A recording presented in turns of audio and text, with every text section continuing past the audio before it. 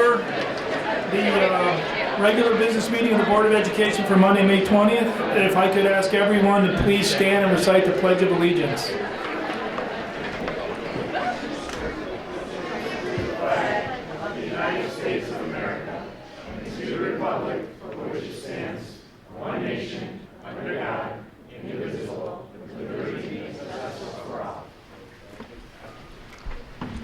All right, welcome everybody to the most fun and interesting meeting of the year, one we all look forward to. I'm sure everybody's here for agenda item 2A, invitation for public comment. I hope not. Okay, roll call please. Jim Batson. Here. John Carmichael. Here. Pat Grudy. Here. Lisa Hessel. Here. Kevin Huber. Here. Karen Lundstedt. Here. Casey Rudy. Here. Okay, great. We have everybody tonight. So our agenda, we will open it up for public comment. Anybody who would like to speak is welcome to. And tonight we have a lot of student recognition. So what a wonderful chance to see all the wonderful things our students have been doing here at the end of the year. On the President's Report, we will honor our outgoing student school board reps who have been outstanding. And we will welcome our new student reps who have big shoes to fill. And then we'll get our student school board rep reports. We'll have the superintendent's report with a number of updates on a lot of our capital projects. We will approve the consent vote agenda. And we've got brief updates from facilities and finance, program and personnel. Anything from CEDAL tonight? Yeah, Okay, a little bit from CEDAL, IASB, nothing, and that'll do it. All right? Okay, anybody from the public who'd like to speak? No. Uh-oh, go ahead. I was hoping I wouldn't have to do it in front of everybody, but I just came to say thank you. It's a big week in our house. The oldest of our three girls is graduating from Libertyville High School. And I wanted to thank the board and all the teachers and all the staff at Libertyville High School for striking the vision that you have struck and for making this experience for our family truly an amazing experience. I was listening to somebody and they quoted Martin Luther King, and they said that he was talking about church, and he said church isn't some place you come to, it's a place you go from. And it made me think of our daughter Kathleen and Libertyville High School and how proud we are to have her go from Libertyville and be a Wildcat and on to the next adventure. So thank you.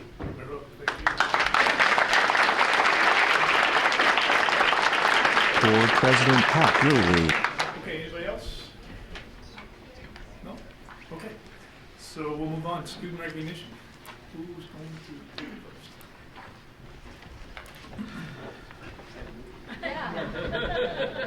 Good evening, everybody. I'm John Gilliam. I'm the principal of Vernon Hills High School. Welcome tonight. What a great night to recognize so many students and their advisors and coaches. This has got to be the biggest we've seen in a couple years. That's fantastic. So we're going to move our way through close to 10 different groups tonight. Several from Vernon Hills, several from Libertyville. We'll start tonight with the Midwest Media Educators Association. They have a yearly competition. In effect, their state championships, and Vernon Hills High School was fortunate enough to place a team in first place. So I'm going to have Bo Warnbold come up and talk a little bit about that and bring his kids up.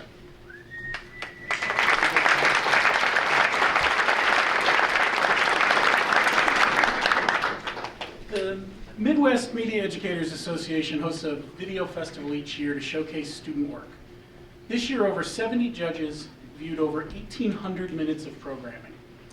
This year's MMEA Awards were held April 26th at Neuqua Valley High School, and the VH Media team of Sebastian Dominici, James Altschul, Bridget Leary, and Robert Morin took first place in the school promotion category with their video about VH Media, the High School Music Club, Media Club.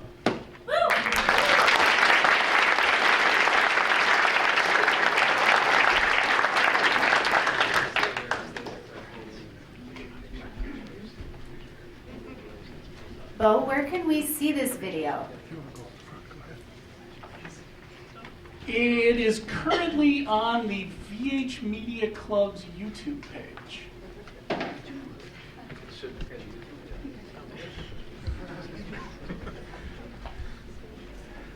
Get us all in there. Yeah. The VH Media students stand for a picture with Superintendent Lee, President Grude, and Principal John Gilliam.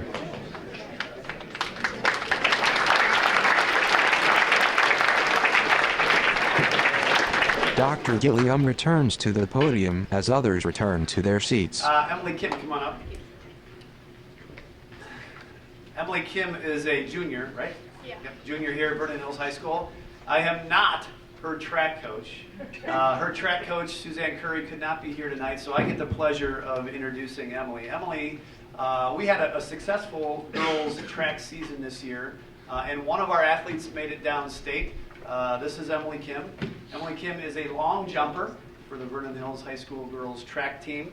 And I think it's fair to say that Emily saved her best for last. So I've got a couple stats. So she was the Lake County and sectional champion in the long jump. She pulled out her best when it mattered most. In the sectional meet, she jumped an amazing 18 feet 10 inches, a personal and school record. Congratulations on that. That jump sent that.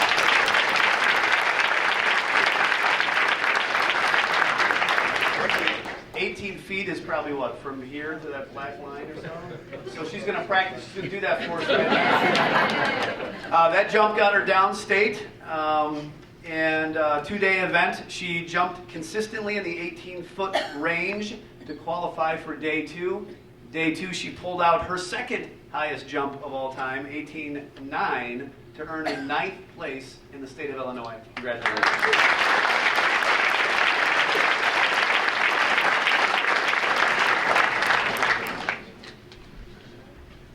Emily Kim stands for a picture with Superintendent Lee, President Grude, and Principal John Gilliam. Take your time, we're not Great. You're at PLA. Tom Coulantes, LHS Principal, steps to the podium. Well, good evening. I'm Tom Coulantes, the always proud principal of Libertyville High School, and I'm particularly proud this evening to introduce, as Dr. Gilliam said, many of our outstanding students, both in athletics and in our clubs and activities, and in our fine arts. So to start us off tonight from the Libertyville side of the district, we are going to bring up our students who are our future business leaders of America, and they have the 2019 State Leadership Conference. They are national qualifiers. So is Kevin Gorell or Loretta O'Day, their coaches here? Hey, Kevin.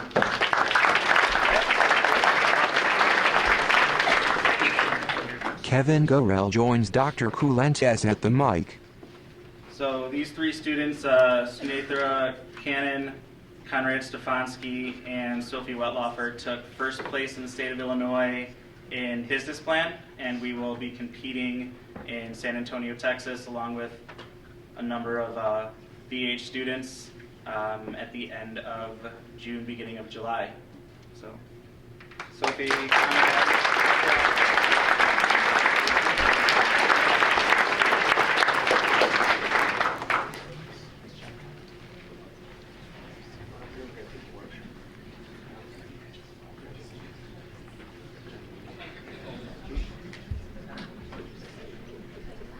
The three FBLA students pose for a picture with President Grude, Superintendent Lee, Dr. Coulantes, and FBLA advisor Kevin Gorell.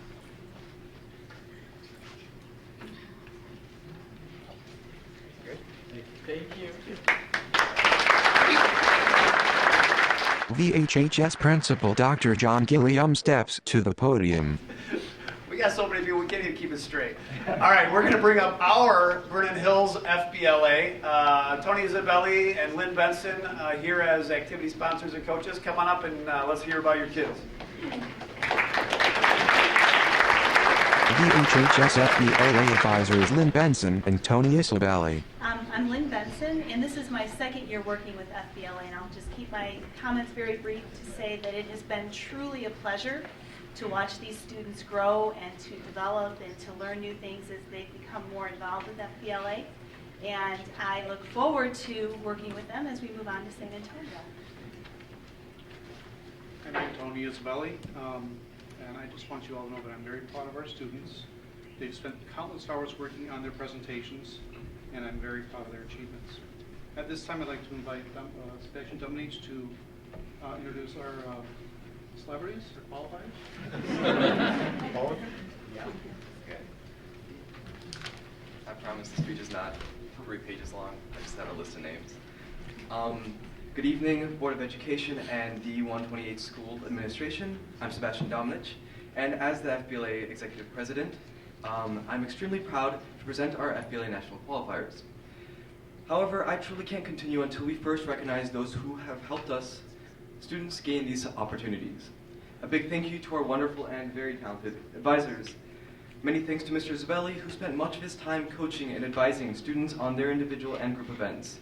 And many thanks to Mrs. Benson, and Mrs. Beagle for not only helping us to prepare for our events, but also for the numerous hours they put in behind the scenes, arranging schedules, meetings, flights, hotels, and so much more. I would also like to thank Dr. Gilliam for supporting the club and allowing it to become such a significant part of the school. Finally, I would like to thank the Student Executive Board, Rachel, Chris, Rohit, Tanya, Madeline, Sujay, Thomas, Sarah, and Eric. These people have done the most amazing job working alongside the advisors and being the face of our organization for the VHHS student body. FBLA is one of the biggest organizations in Vernon Hills High School. This year, FBLA has over 120 members. Out of those members, approximately 75 made it to the state competition in Springfield, Illinois, and out of those 75, 35 placed for nationals, which will be taking place in San Antonio, Texas in later June. With that said, I would like to now present our FBLA National Qualifiers. I believe all our stuff is back there. Okay. Rachel, this is Rachel, our Vice President. So if you are here, just come up here and you can, yeah, you hear your name, just come up here. Anirudh Adiraj? Sorry, I'm so sorry.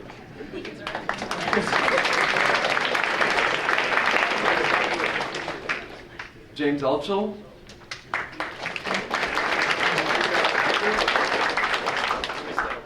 Jashika Asher. Tanya Bagardi.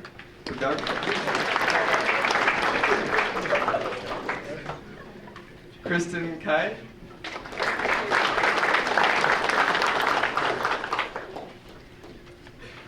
Isabel Chin. Rohit. Yeah.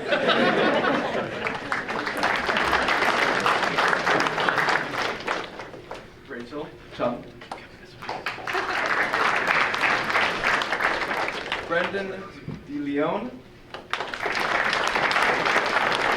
Amy Young. Rachel's got the rest. Okay. Paige Edelheit. Ryan Ellis. Thomas Florian. Ben Stroman. Benjamin Gorchenko. Rahul Gupta. Tyler Kading. Abby Kemp. Julia Lee. David Leshner. Hannah Liu. Srikar Manikonda. Aditi Ram. Sadie Sheridan. Pierre Singh. Eric Song.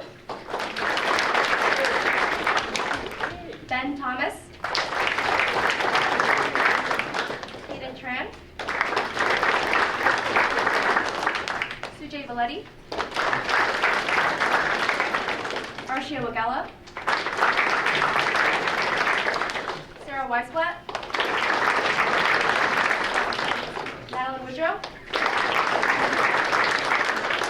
Daniel Zhang. That's it.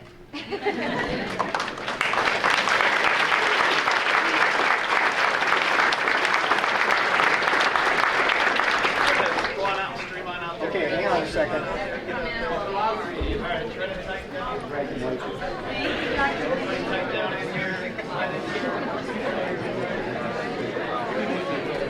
All right, Mary, can you get like the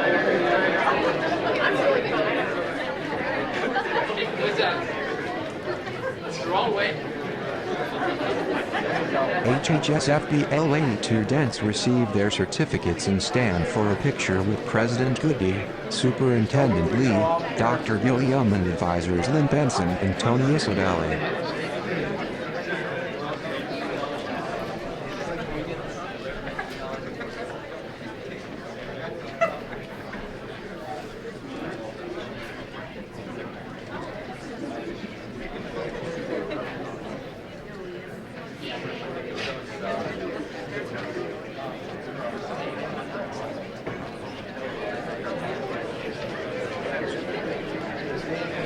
a couple more? Stand.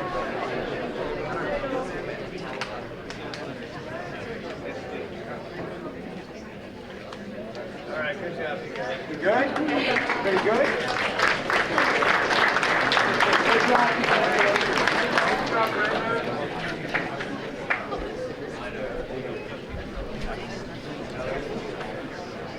VHHS Principal Dr. John Gilliam steps to the podium. All right, Vernon Hills is going to continue with another academic competitive club. Our WISE team, or Worldwide Youth in Science and Engineering, competed at its state level tournament this year, and for many years was a regular here, and it's good to have them back. Coaches Josh Ravenscraft, Sarah Staub, to talk about their third place finish. Coach Josh Ravenscraft and Sarah Staub stepped to the microphone. So as of last June, we didn't even know WISE was still going to happen because U of I actually canceled the program. And it wasn't until a physics professor from Eastern decided somewhere late July that he was going to take it over. So it's very, very thankful for Eastern to continue this competition. We had a great year. We took first at regionals at College Lake County. We took first at sectionals here at Vernon Hills, and went and competed against, again, the top schools in our division, and had a great third place finish. We had multiple kids place in each of their events. They gave awards for the top 5. We did individually medal in each one of those events for our students. So it was quite an accomplishment for all of them. So without further ado, I will read the names of our team. Artem Arzumanov.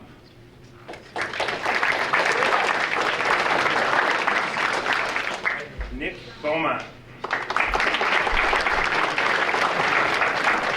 Teresa Dong. Cecilia Gao. Ben Goroshenko. Lauren Liss. Rachel Liu.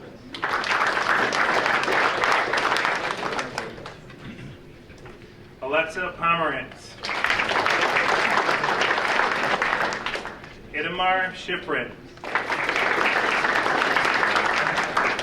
Ria Subramanian. Tyler Tran.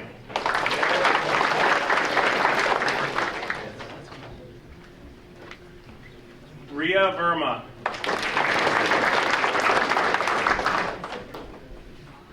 Jeffrey Zhang. Alice Zhang. All right, good. Get a picture up here, shorter up front. Coach Josh Ravenscraft and Sarah Staub stepped to the microphone.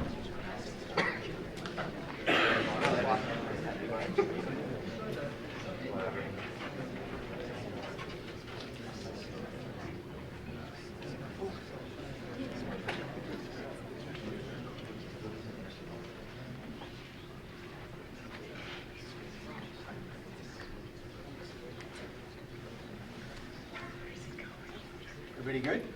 Okay. Congratulations.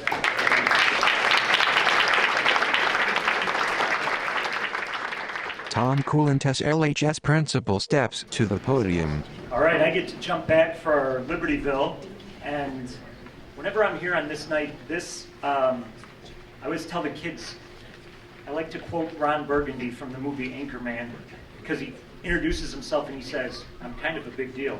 And I always feel when I'm here in District 128 and we're doing all of this great stuff, it's like, we're kind of a big deal. Like, there's a lot of great stuff happening. So we're going to keep it rolling with the LHS music through our Fine Arts Department. We have 2 awards for our Fine Arts Department, both of them really big deals. So we'll start with our Music Theater Award, 2019 Illinois High School Music Theater Award. We did the fall production. Our fall musical was Pippin, and our cast of Pippin, a brand new award, they won Best Ensemble in the state.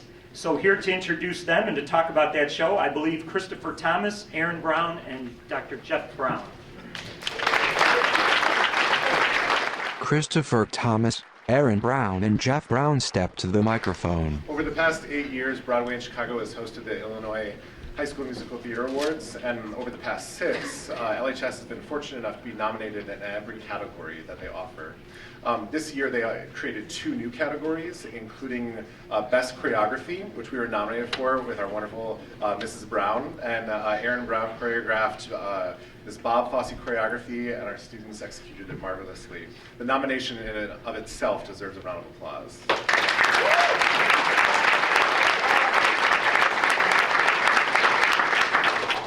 And so when I talk to the students about being nominated and what an honor that is, I say if we don't get nominated or if we don't win, then truly we know that what we're doing is good and worthwhile for us and for our community.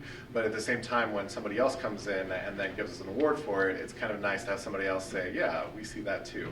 And that's definitely what it was that evening in Chicago when we won Best Ensemble. It was a brand new award this year, so we're the first recipients of it in Illinois. And we're excited to introduce these students that over the course of the musical learned magic. A magician came in, worked with them, learned magic, not only their choreography and their typical staging and acting and their singing, but then also they learned aerial artistry as well and performed on aerial silks, and then just to raise the stakes of what they would do in a typical performance, which is what made this one so magical. So here's our list of students that are part of our ensemble, including Pavan Acharya,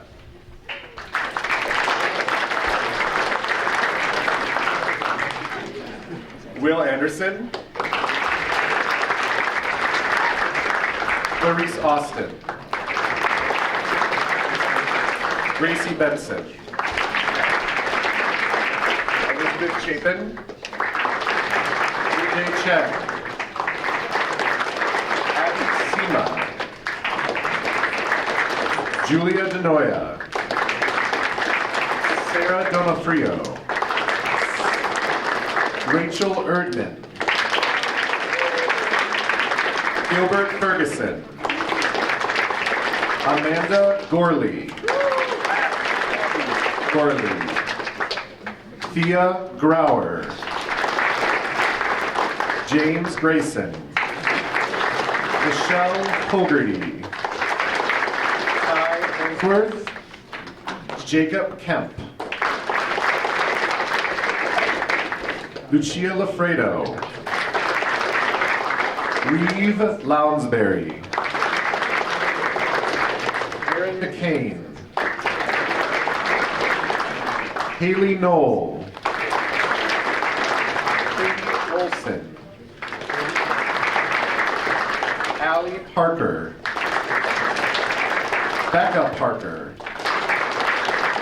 Matthew Pavlik, Jessica Schrag, Jason Sakili, Albert Sterner, Kirsten Townander, Lynn Tran, Beer Trevetti, and Katie Waltvogel.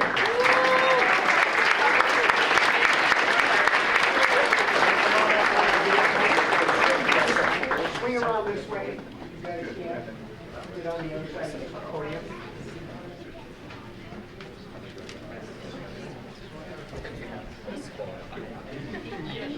Just want to make sure we can see all around.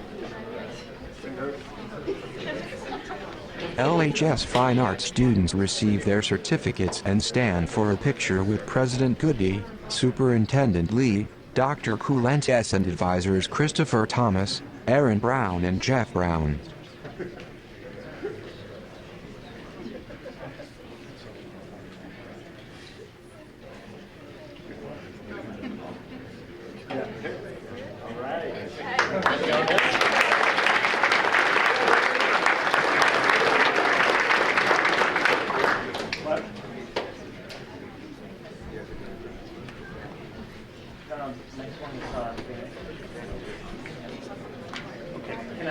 Dr. Coulentes returns to the podium. All right, we're going to keep it going with Fine Arts at Libertyville. As you know, the school, we're very proud that Libertyville High School won the 2018 National Blue Ribbon School of Excellence Award from the U.S. Department of Education. But a separate National Blue Ribbon Award of Excellence is given by the NBA, not the National Basketball Association, but the National Band Association.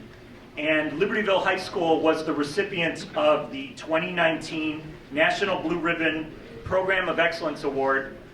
This is a highly prestigious award. Only 4 high schools in the United States were awarded this Blue Ribbon Award of Excellence this year, Libertyville being one of them. So to talk about that and to recognize some of our students who are involved in our band programs who have earned individual recognition, I have the amazing Adam Gore and Matt Carnstead, I believe, are here. Come on. Teachers Adam Gore and Matt Carnstead step to the microphone. Yeah, the National Band Association Blue Ribbon Award is a very prestigious award. I'm very proud of this particular recognition for our school because it's not just about a small group of individuals, but it's about our entire program. The recognition, the application encompassed the last 4 years worth of programmatic activities, concert bands, athletic bands, jazz bands, students that continue in music, and so forth. We have 197 students in our program. I'm not going to read their names right now, but we have our band board here to accept the honor on their behalf, although really,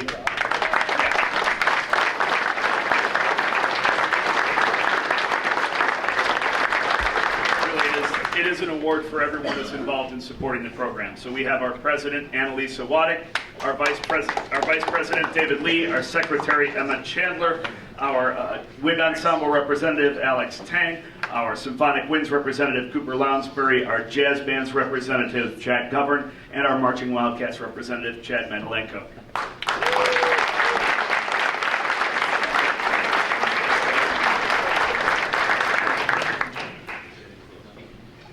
Teachers Adam Gore and Matt Carnstead step to the microphone.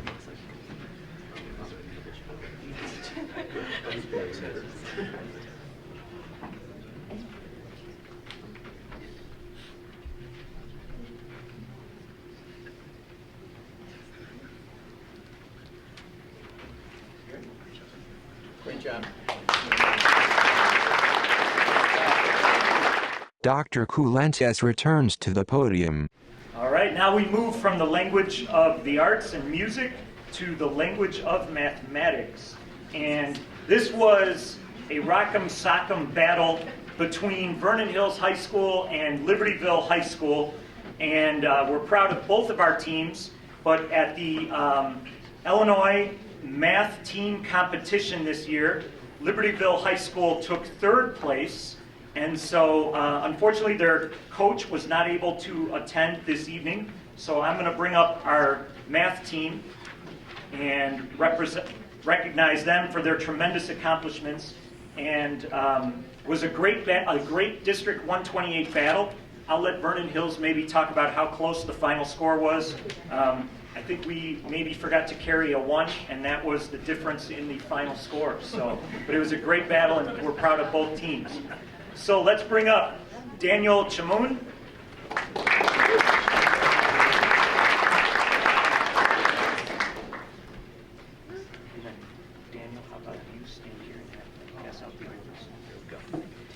Allison Chu,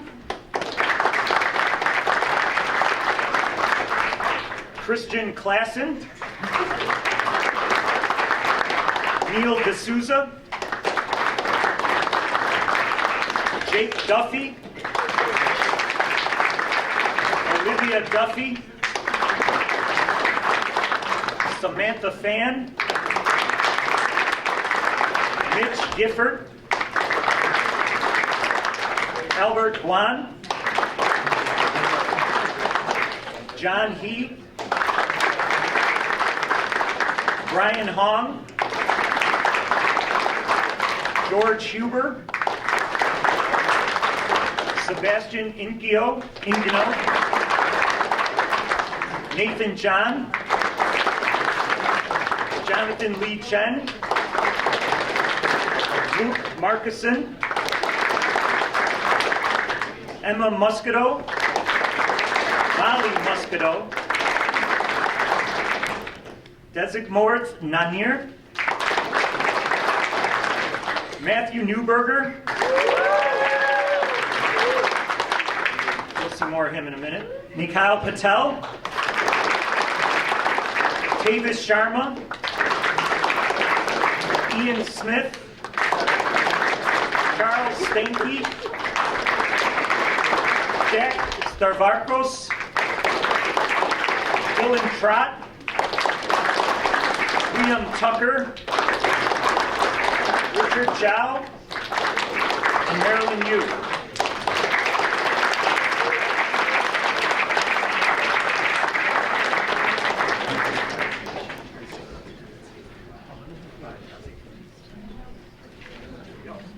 Great job. Let's sit down just a little bit more so we can get on this side of the podium. Make sure we get going. This is my first LHS math team students receive their certificates and stand for a picture with President Goody, Superintendent Lee, and Dr. Kulandes.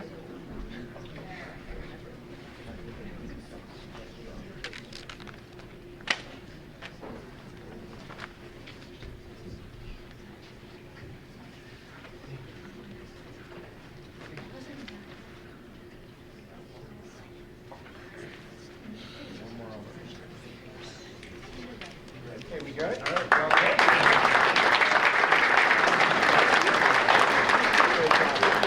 VHHS Principal Dr. John Gilliam steps to the podium. All right, it's my privilege to do something similar with our math team. Steve Corney started coming up. Again, the Illinois Council of Teachers of Mathematics had their state competition, and Mr. Corney is going to talk about that. Before I do, Dominic was up here talking about FBLA, and he thanked one important person, Mrs. Debbie Beagle, who is our Student Activities Director. Just step forward, Debbie, because it's worth noting that today, this week, she is no longer Mrs. Debbie Beagle. She is Dr. Debbie Beagle. Dr. Beagle shakes hands with Board President Grudy and Dr. Lee. Couldn't pass up the opportunity to recognize Mrs. Dr. Beagle. Well done. All right, Steve Corney, the math team, did a nice job. Talk about it. All right, thanks, Dr. G. My name is Steve Corney. I've been a part of the Vernon Hills Math Department for 15 years. And we also have alongside me two of our newest math teachers as well as math team coaches. Allison Chura and Alex Joe are here this evening. Oh, look at that, you got a hand. I want to tell you a little bit about some highlights. So we competed at the Stevenson Regional back in February. We won first place at that event, which was punctuated by a perfect oralist score by Alexa Pomerantz and Lisa Bamer. They scored 50 out of 50 in that event, which was huge. And that's what vaulted us into a position to compete at the state event the first weekend of May. Little bit of a redemption story for us. Last year, we had a beautiful Saturday morning, and the coaches decided, because it was so nice, that we would sit on the quad and enjoy some of the scenery and the sunshine. And there's this beautiful tree right by where we planted ourselves for the day that had just come into bloom, which was just, the site was just gorgeous. But what we failed to realize is that about half our team was allergic to that tree, or something in the air. And we we bought all of the Kleenex out of the Illini Union that morning. I think they were out of stock afterwards. And our kids were struggling at times just to breathe and stay focused and everything last year. So we ended up coming home with a 5th place finish last year. I think our students were a little disappointed by that, thought we probably could have done better. And so this year we decided to relocate back to the basement of the Illini Union, where there are no trees in bloom.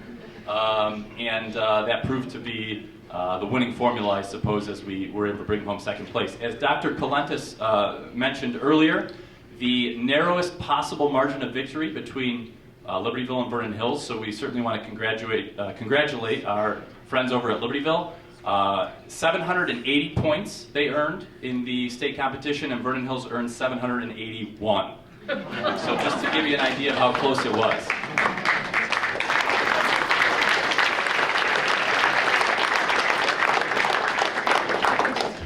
Just a couple of group team highlights I wanted to share. Our Algebra 1 team, which consists of freshmen, finished 3rd place downstate this year. Our pre-calculus team, which is a team of seniors, got 2nd. And our calculator team was the 1st place team in the state of Illinois this year. So put all that together and it ended up in a 2nd place finish. We couldn't be more proud of these kids. It's a great group of kids. Many of them came out tonight, and I'd like to introduce you to them right now. So please come forward when you hear your name. Anirudh Adiraju.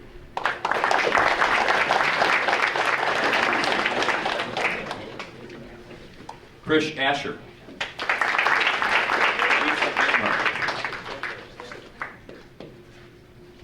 Sorry, I don't know if you heard that. Lisa Bamer. Kristen Kai. Esther Cha. Hannah Chen.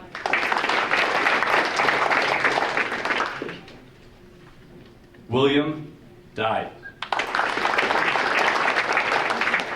Ben Goroshenko.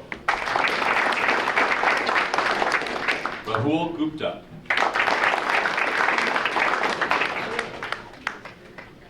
Elijah Huang. Jackie Liu. Rachel Liu. Brandon Newman. Aryav Panda. Alexa Pomerantz. Eric Song. Andrew Tikhonov. Tyler Tran. Ria Verma.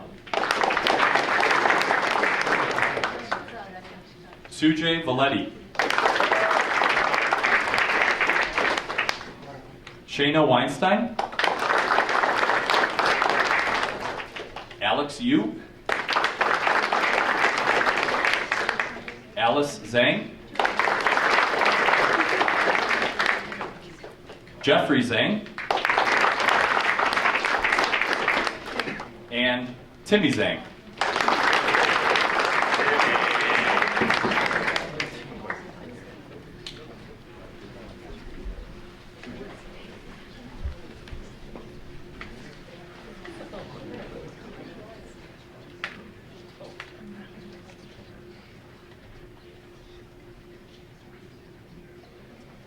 VHHS Math Team students receive their certificates and stand for a picture with President Goody, Superintendent Lee, Dr. Gilliam and Advisor Steve Corney.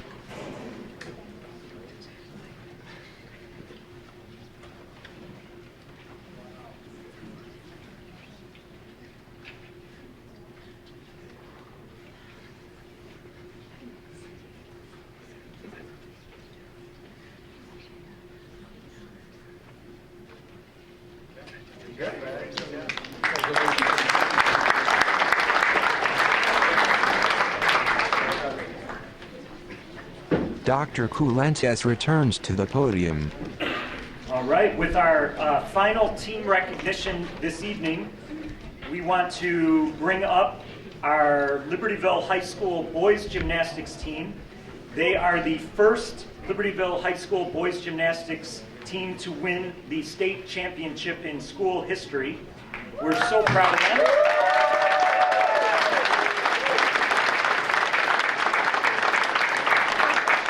To talk about these fantastic athletes is their coach, Josh Simo.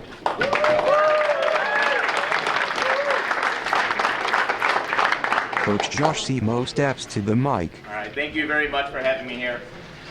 It's quite an accomplishment this year for these guys. They put in a lot of hours and hard work during season and even during the off season. They set the precedent very early on in the season with one of the highest scores in the state, and having that target on our back throughout the whole year and keeping up that dedication inside the gym. They were able to pull in a first place victory at our conference meet, a first place victory at our sectional meet, and then eventually a first place victory for our state championship. So without further ado, our gymnastics team. We have Robert Cartwright.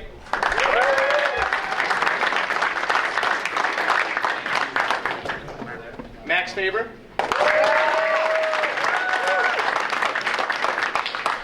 Grady, Georgia.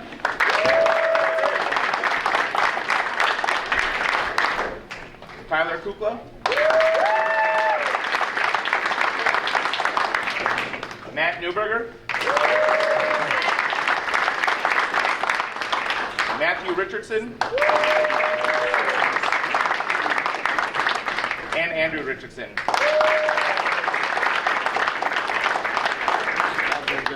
Slide over this way. Yeah, just slide straight down.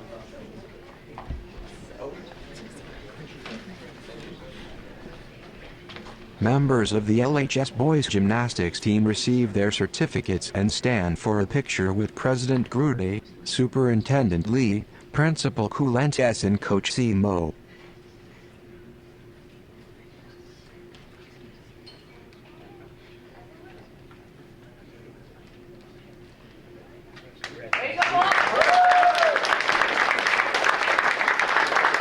Superintendent Prentice Lee. Okay, before you, the rest of you leave, we just want to tell you, and should have remembered that to do this at the beginning when we're still here, but these nights are our favorite nights. We have the opportunity to recognize all the great work that our students do in co- and extracurricular activities, academics, athletics, our fine arts, and we are so proud of all of our kids across all of those activities. Just amazing, as you can see tonight. But we know that the young people that we saw tonight did not get there by themselves. So the old adage that it takes a whole village to raise a child is very true. And so what we'd like to do now is have all the parents and friends of the students stand up for a minute and let us give you a round of applause for the support and work that you've done with your young people. Come on, stand up. Stand up.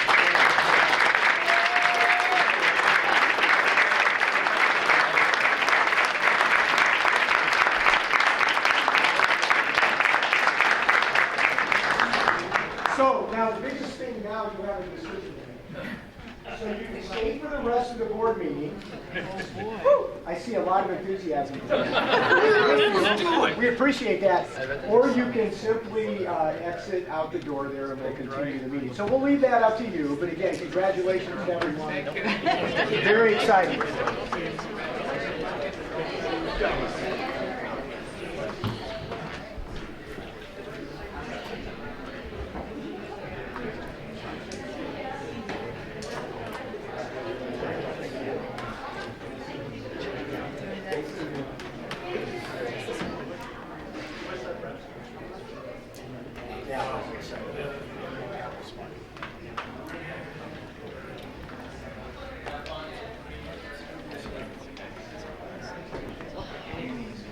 Okay.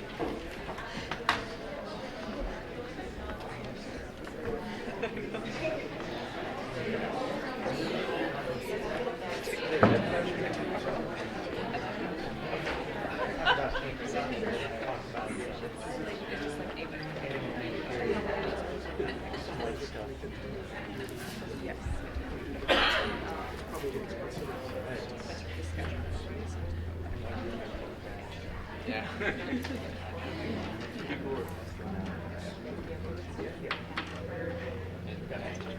Board President Pat Grudy. Okay, ready to go? All right, next is the time of year where we want to recognize and honor our outgoing student school board representatives. And I really want to say to you guys, I've been doing this for a lot of years, and we've been fortunate enough to have some really good groups of people. But I've been especially impressed with you guys. How you coordinated amongst yourselves, all of the information you bring to us. It just really adds just a tremendous perspective to everything that we do. So with everything else you got going, I really appreciate your extra time and effort to come here once a month on Monday nights. And it's got to take a lot of time to gather all that information you do. So you do a fantastic job. And I just want to tell you all how much we really appreciate it. So,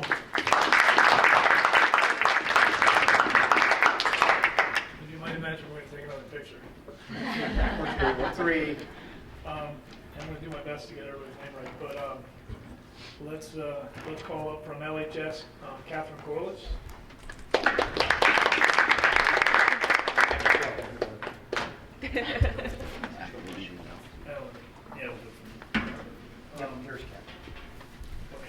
Zachary Elgahit. And Matthew Wong.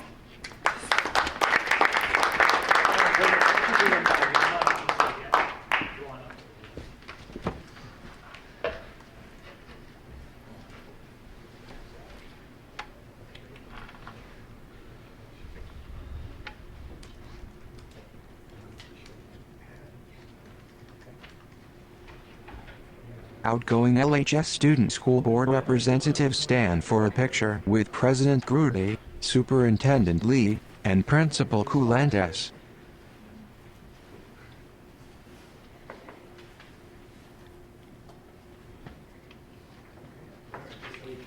Yeah, just hang over on the side, then we'll get a good picture. All right. And now from VHHS, Caitlin Dolan. Brandon Kim.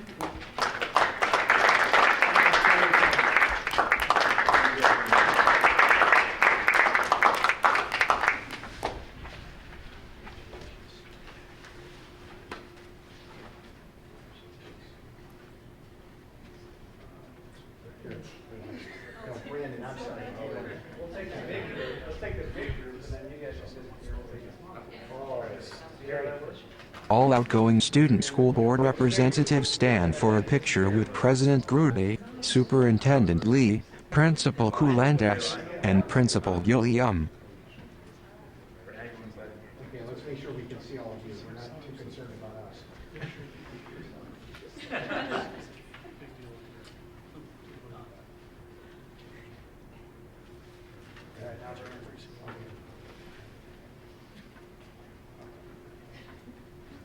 Outgoing VHHS Student School Board representatives stand for a picture with President Grudy, Superintendent Lee, and Principal Gilliam.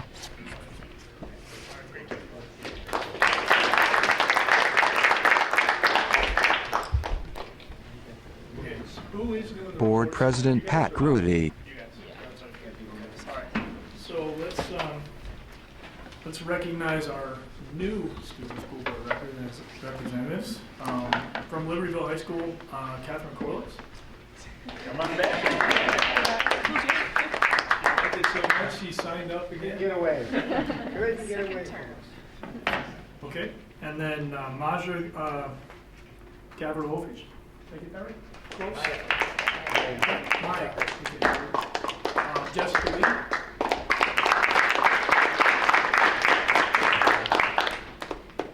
Incoming LHS Student School Board representatives stand for a picture with President Grudy, Superintendent Lee, and Principal Coulantes. And from Vernon Hills,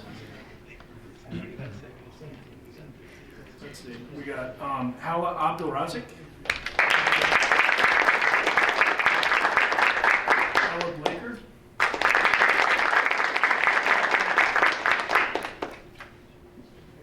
Abby Kemp.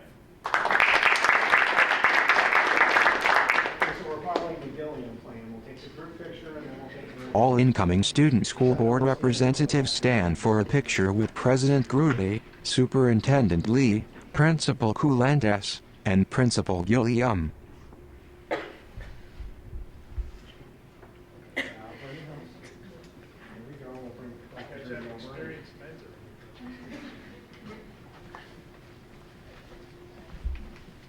Incoming VHHS student school board representatives stand for a picture with President Grudy, Superintendent Lee, and Principal Gilliam.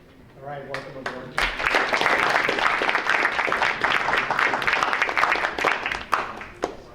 Superintendent Prentice Lee. And just to add to Pat's comments with our current student board reps, they have reported out several times during the year that they visited each other. I mean, they took time out of their days. They're involved in tons of stuff and took time out of their schedules and did some cross-conversation between the two buildings and learned more about the cultures of the two buildings and compared notes when we had our monthly lunch with them, which was really just a very cool thing for us to hear their reflections on those two visits and the differences between the two schools, and it's just very cool. So that took a lot of extra effort on your part, missing some classes and scheduling that. You did that all yourself. So you've just been phenomenal board reps, and we really appreciate everything you've done on behalf of the administration as well as the board. Okay, thank you very much. Okay, so next we want to get your final reports from each of the two high schools, but we're going to put a slightly different spin on this when you're finished, especially if you're graduating. So if you're graduating, share with us what your plans are for next year, where you're going, what you're studying, and what you hope to do. If you're staying with us, let us know what your plans are for the summer.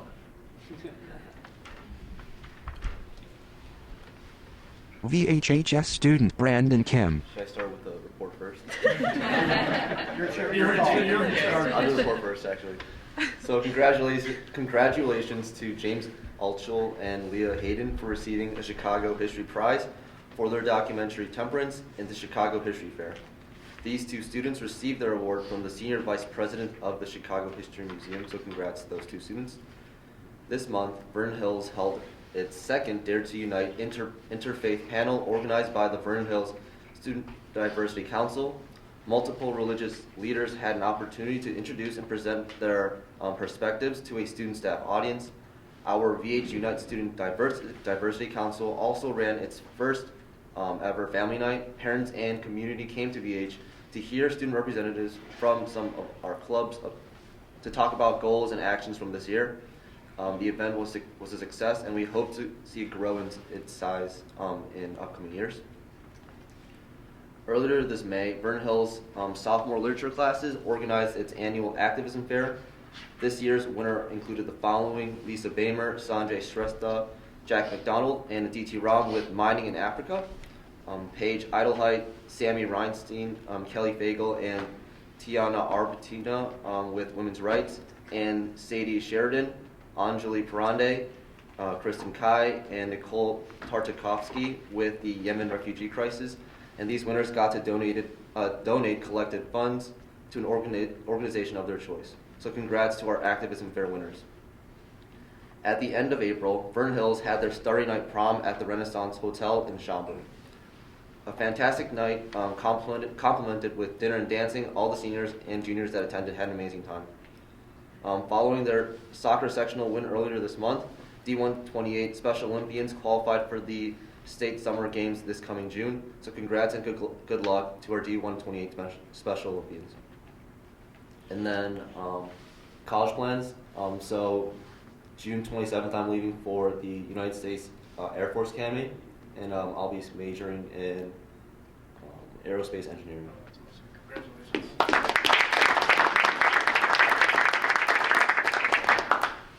VHHS student Caitlin Doller. Congrats to the math team who recently finished second in state, as we heard earlier. It's an amazing accomplishment for the team. Speaking to senior Matt Zhu, he says the team's hard work at practices and competitions was critical to their success, and he says he really got to know his team members and coaches well during that time. He's especially thankful to the coaches and president for being so passionate about the club and he's proud of the seniors on the team for stepping up in leadership roles this past season. He also mentioned that the math team is so different from the possibly boring or monotonous stuff seen in math class that he's really overall enjoyed his experience and is grateful for the district's continued support of the team. Congratulations also to Caitlin Brennan, who has received a Coca-Cola Scholars Foundation scholarship. The award commends students who are committed to leadership, action, and service, all of which Katie has shown extreme dedication towards. She's put in so much hard work over the past few years and has taken her experiences and put them to use. Her writing and activism is incredible, and with her commendable character and work ethic, she's clearly well deserving of the scholarship. So congrats to Katie and best of luck to her in her future. Recently, VHHS put on its Student Art Show of 2019. It was an amazing experience, and students loved getting to see the incredible artwork as they passed through the foyer during the school day too. Speaking to senior Sneha Akarati, who also helped paint a few murals for VHHS last summer, she says this year was definitely the strongest art show from her 4 years here. She praised the presentation of the AP boards for demonstrating the strengths and unique qualities of each student in their personal styles, and she commends the studio classes for producing such strong and unique pieces. She suggests that it would be amazing to have more performances like those done for Arts in Action last year because she believes it invites different types of arts and attracts a wider audience, but overall the show is a fantastic success. In sports news, congrats to Hunter Matuch and Tyler Gonzalez, who qualified for the IHSA state competition for boys track and field. Hunter qualified in the discus throw and Tyler qualified in the 400-meter dash. This only adds to the list of accomplishments for these two athletes, and we wish them the best of luck as they compete in the state meet this weekend. Also, congrats to the rest of the boys team on a great season. Regarding girls track and field, as we heard earlier, Emily Kim recently competed in the IHSA girls track and field state meet this past weekend. Again, she finished 9th in the state in long jump, which earns her all-state honors, which is an incredible accomplishment for her. Congrats to the team overall, who were CSL champs, and after a great season are looking forward to next year as well. Finally, congrats to our girls soccer team, who has recently earned the title of regional champs. It is an amazing accomplishment for the team, who has officially won regionals for the past 3 consecutive years. Senior Ryan Schofield says it was really special for the team, who had been having some problems scoring and didn't go in with the greatest record, to be able to bounce back and get back on track moving into the postseason. She says being underdogs, it was a really cool feeling to win, so congrats and best of luck in the rest of the postseason. And then for college, I'll be attending Vanderbilt University in Nashville, majoring in medicine, health, and society. It's all one major, and then minoring in Spanish and psychology. VHHS student Taylor Fenn. Okay, so congratulations to Sujay Valetti, Cooper Gilliam, Pranav Vaswani, Eric Rodriguez, and Aditya Sabharwal for qualifying for the IHSA Boys Tennis State Finals.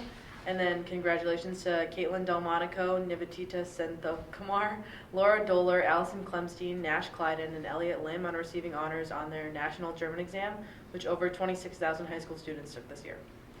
Melody Farms now showcases more of Vernon Hills students' beautiful artwork. The newly installed crosswalks consist of colorful flowers, paw prints, a piano, and more. These crosswalks were designed by last year's digital art class and helped make Melody Farms unique. So today, Vernon Hills held its annual honors assembly to honor its successful seniors. This year, Vernon Hills presented a multitude of scholarships and awards to a variety of students. Vernon Hills recognized 108 honor graduates this year and awarded many students for excellence in different subjects and departments. Kaden Tran and Hala Abdalrazek were the student readers at this assembly. This year, Vernon Hills will be losing 4 amazing teachers and other members of staff.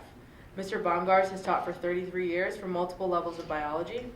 Mrs. Nora has taught for 17 years, and 16 of those years have been here at VHHS. She's taught many different English classes, but is most known for teaching freshman literature and AP literature. Mr. Munkin has been teaching in this district since 1986 and currently teaches geometry and algebra 2.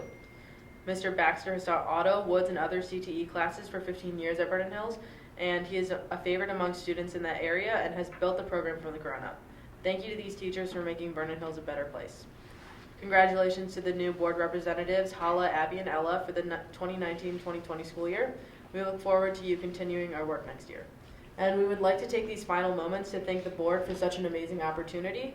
We would like to wish both the board and our newly selected board reps best of luck in the future. And then for future plans, I'll be attending Emory University down in Atlanta, and I think I'll be majoring in anthropology, but on the pre-dental track.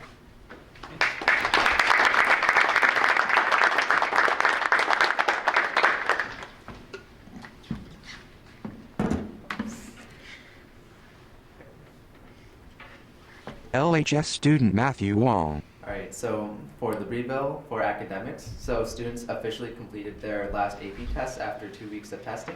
While testing may not be our favorite thing to do, we are thankful for the opportunity to take them, as they can provide valuable college credit. Many students now have the opportunity to exempt out of finals as a result of taking these tests, which will prove to be a welcome break in the upcoming week. Seniors, on the other hand, do not have to take any finals, provided that they have an A in the class. Everyone is looking forward to finishing up all their tests this week, and we want to wish best of luck to everyone taking finals. In addition to AP testing, there was also the Physics Bowl. First-year AP Physics students at LHS competed in Division I and received first place in our region, 11th place in the United States, and 45th out of 553 teams worldwide. The Division I team was composed of John Heat, Bailey Latka, Declan Olsen, Ryan Kriegbaum, and Samantha Fan. Individually, junior John Heat and senior Bailey Latka received the highest and second highest individual score in our region, respectively. Second-year AP Physics students competed in Division II and also received first place in our region. Nationally, they placed 23rd and 45th and 50th out of the 430 teams worldwide. The Division II team was composed of Jake Duffy, George Hayek, Ian Smith, Bruce Center, and Teague Mitchell. And for clubs and activities, congratulations to the LHS math team for placing third overall at the ICTM state competition, just a half a point shy of Vernon Hills. The tournament was held at the University of Illinois at Urbana-Champaign, and the team had a blast competing in a variety of events, exploring multiple different math topics. In the team-based events, the freshman-sophomore 8-person team won first in the state. The calculator team and algebra 2 team won second in the state, and the pre-calculus team won fourth in the state, and the relay team won fifth in the state. Individually, Nikhil Patel placed 10th in algebra 1, John He placed 4th in algebra 2, Charlie Stanky placed 9th in pre-calculus, and Jake Duffy placed 8th in pre-calculus. And also, LHS students visited Highland Middle School to speak with 8th grade health classes about living healthier and happier lifestyles. The presentations touched on drug and alcohol prevention, healthy eating choices, and relieving stress. They also fielded questions from 8th graders about what high school is like in preparation for next year. The high school students were part of Life of a Wildcat, and this was the last stop in a series of trips this past year. Finally, many members of the junior class were inducted into the National Honor Society. The Executive Council of this year's NHS addressed the incoming members with brief speeches on the pillars of NHS. The 2019 to 2020 academic year Executive Council has officially been elected, and everyone is excited for the upcoming year. And for college, I'll be attending Duke University, where I'll either study biology or computer science.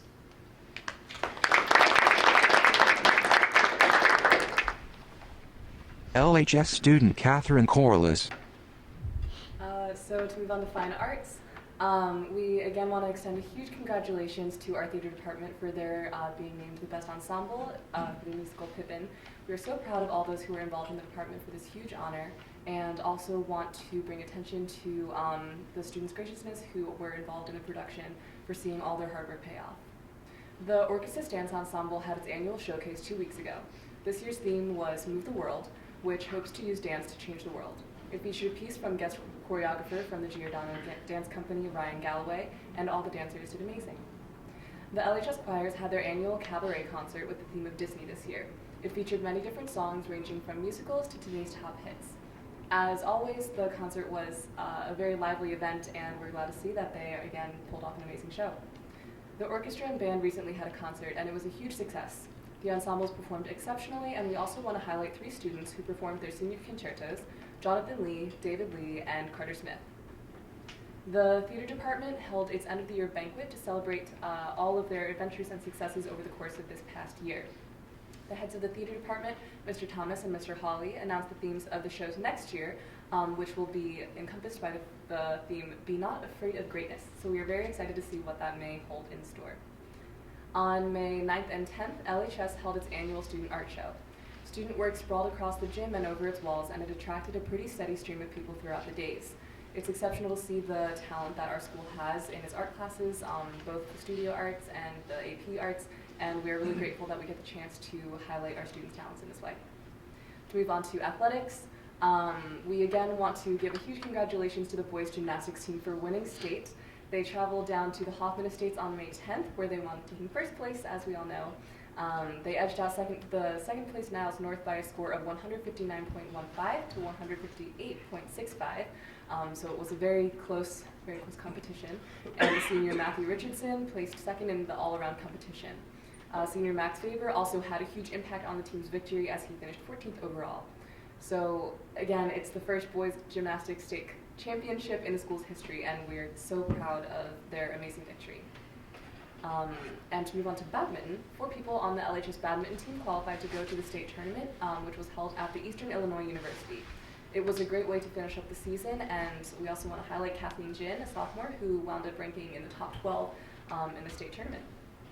So for a few school ongoings, we want to bring attention to the issue of asbestos, which you may or may not be aware of. So over the course of the past few months, a few locations around the school have been identified to have asbestos. A Spanish classroom, the library classroom, and potentially a staff office are 3 of those places. Teachers have been really flexible and accommodating with this, so classes have been able to continue smoothly by moving to new places like the innovation rooms. So one of the juniors who was in a Spanish class stated, "I honestly really like the innovation room, but it is harder to maintain control of the class since it's more of a relaxed environment." So despite some of the challenges that this obvious inconvenience may bring, we're just really grateful that that those classes were able to continue as they otherwise would have. And so regarding future plans, I am honored to announce that I'll be attending Libertyville High School for 1 more year in my senior year.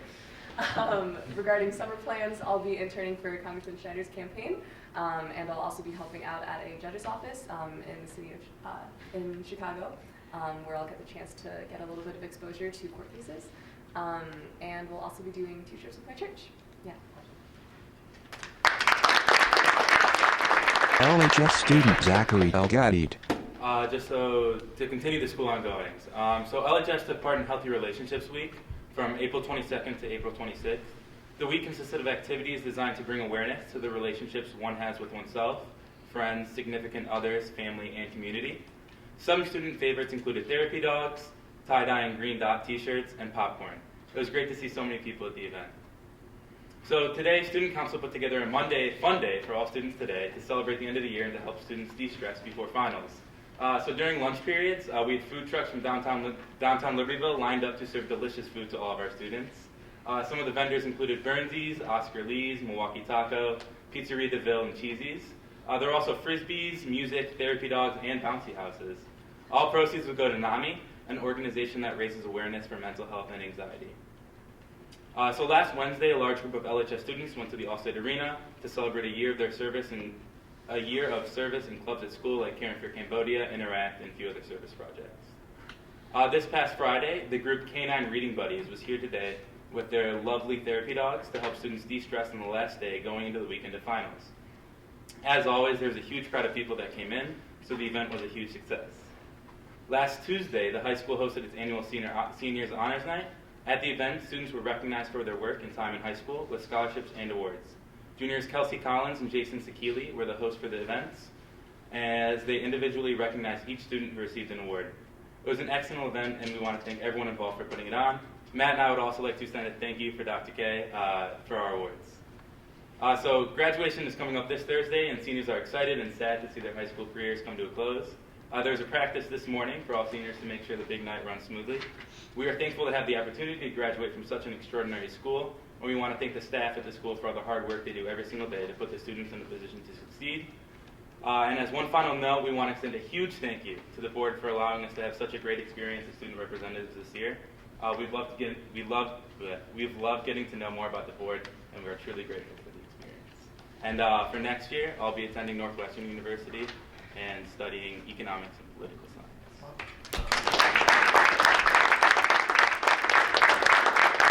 Board President Pat Grudy. All right, so I got to admit, listening to that, I don't know what I can add. You guys have just been unbelievable, and I wish you the very, very best. I will not be able to make the Vernon Hills graduation. The only bad thing for our early start and early finish these days is we have to have graduation on the same night. So I did Vernon Hills last year. I'll be at Libertyville this year. So to all of you, I'll give you a sneak preview on LHS. Okay, my challenge to all of you is to be daring as you go forward. Okay, and I know, we say that. And we print it up on things and all that, but what's really cool to me is actually I believe we're living it And I told these guys when they came up with this thing, I've seen this, this slogan thing kind of, mission, vision, values thing many times in my career, and frankly, most of the time it doesn't stick. It's very frustrating. But I look back on the last year and a half, and what I'm really excited about is it's starting to stick. And it's starting to be part of this culture. Okay? So my challenge to you guys is be daring, be doers and dreamers. Okay? Be aware, be resilient, be inquisitive, be nimble, and be global. And if you do those things with all the momentum and wind you have behind your back, I can't wait to read about it. Okay? So best of luck to all of you. You have done a fantastic job. Thank you for that.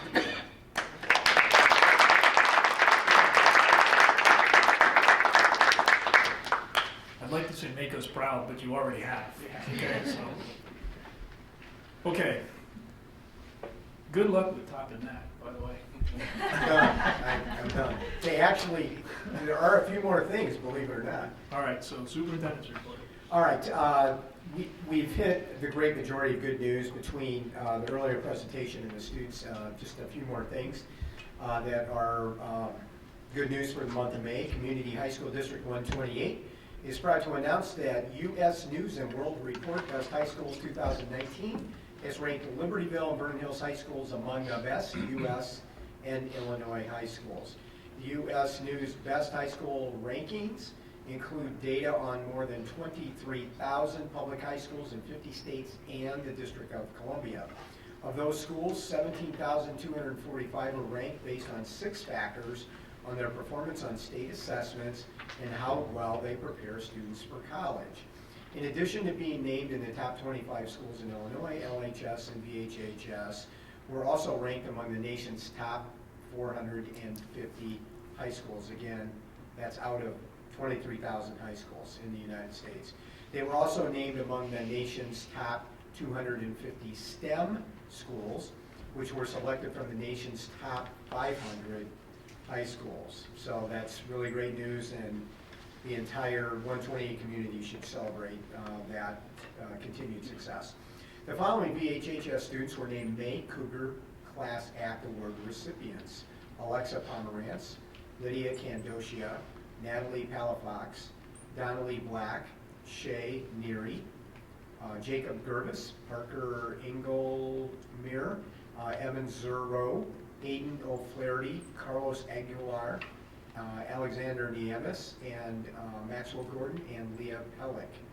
So congratulations to them. The following LHS students were named May True Wildcats: Bobby Calieris, Veronica Bond, Andrew Harvey, Ella Bafico, Cameron Giles, Dragan Martinoff, Jacob Kemp, Joseph Mahler, Jack Bonamarte, Matt Harvey, Grace Bonjour, and Calista Dunworth.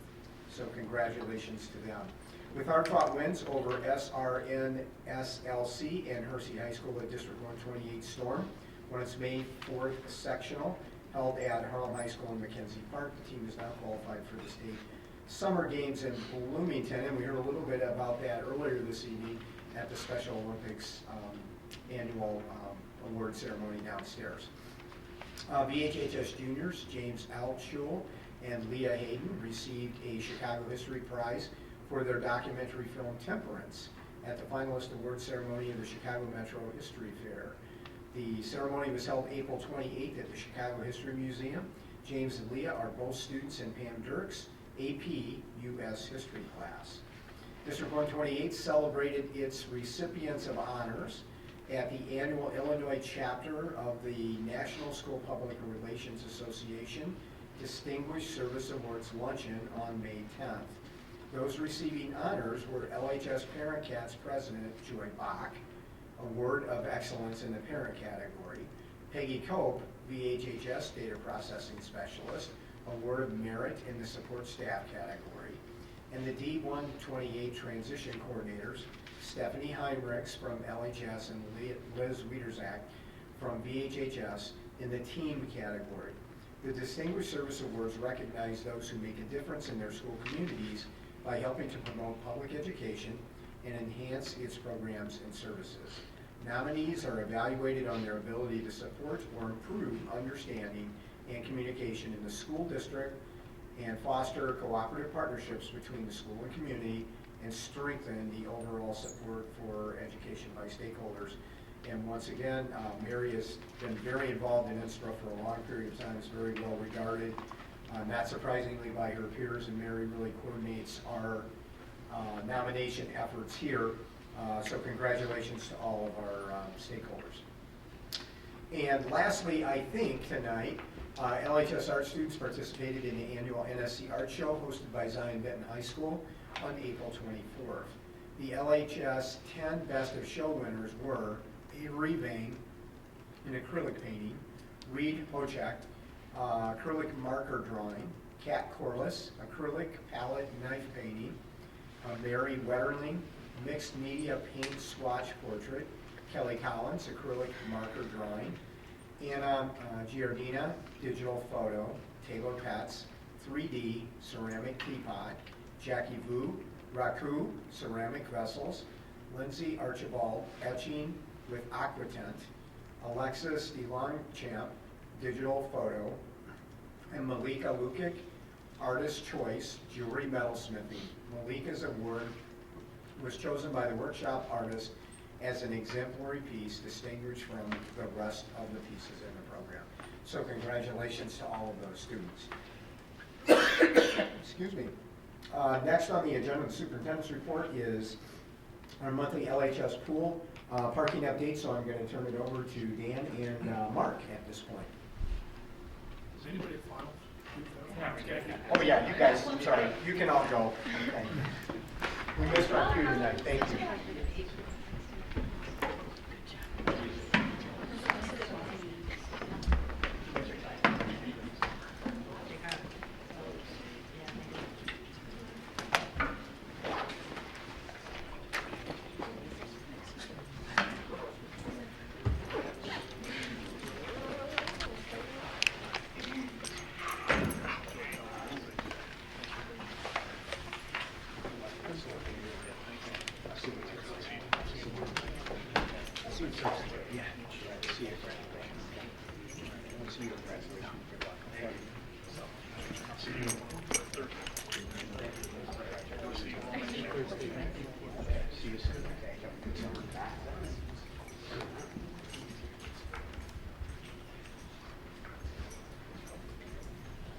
Director of Facilities Mark Koopman. Okay, pool update. Things are moving forward around the pool. We're working on finishes, ceiling grid work, electrical work, floor finishes, tiles in the locker rooms. We'll be starting floor finish in the washrooms out in the hallway. So painting. So a lot of the things near the end of the job are going in. The lighting in the pool area is up and operational. So things are moving along at a good pace and coming together. Question for you. Board Member Kevin Huber. This might be for Dan as well. Looking at the costs through April, specifically just kind of focusing on the trades, the trade cost per se, it's at 63%. So that tells me potentially one of maybe three things. They haven't billed us yet. They've been currently working and haven't billed us. Or we're going to be under budget. Or I can't even remember the number three thing, but that notwithstanding, can you just kind of give us an update what's going on with, where the work hasn't been done yet, and so we're going to be kind of maybe our end of spring, June timeframe may not be realistic anymore. So maybe there's a fourth too, by the way, but. Yes, essentially, so we've been noticing that too. So really to finish with the track and the spending, you'd be expecting we'd be clipping at about 1.5 million a month, and we've been really at or just below $1 million the last few months.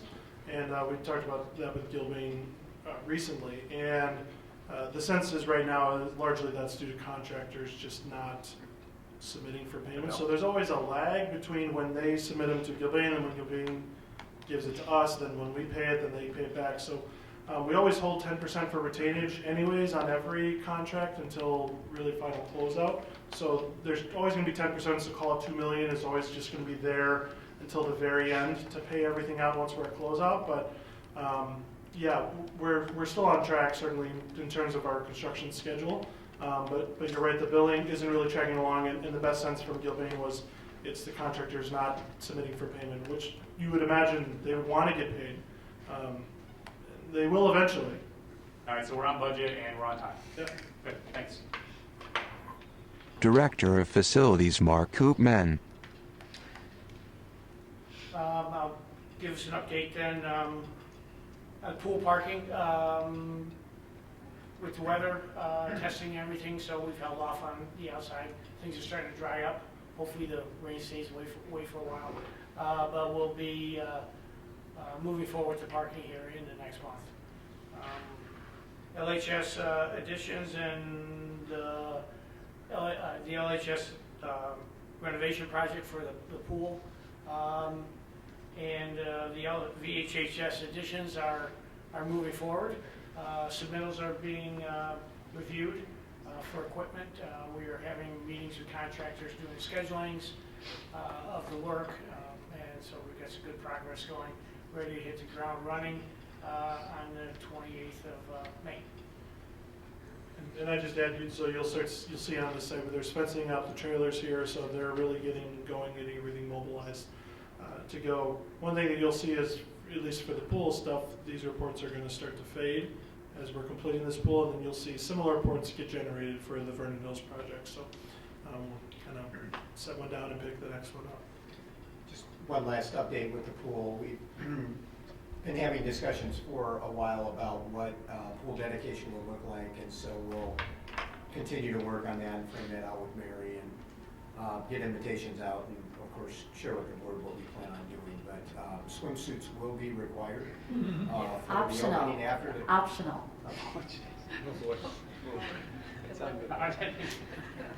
Okay, so.